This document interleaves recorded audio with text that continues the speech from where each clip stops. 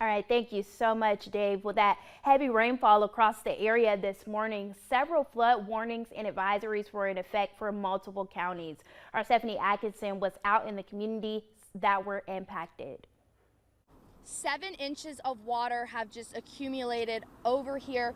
Drivers, as you can see, are staying in that far left lane and avoiding this high water.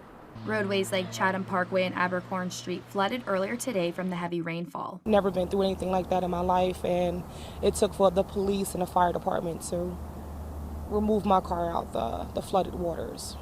Drivers like Quinn Green say they were overtaken by the water. While working in Savannah for the weekend, she says she was driving along Gateway Boulevard when her car broke down because of the rising water. My car is not starting at all, and there's water spewing out the back of my exhaust pipes. Green said several other small sedans like hers also got stuck.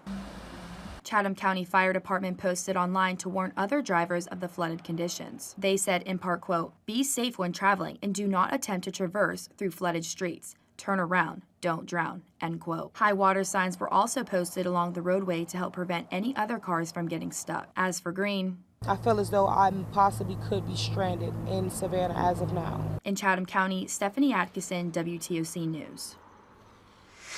One man has been arrested after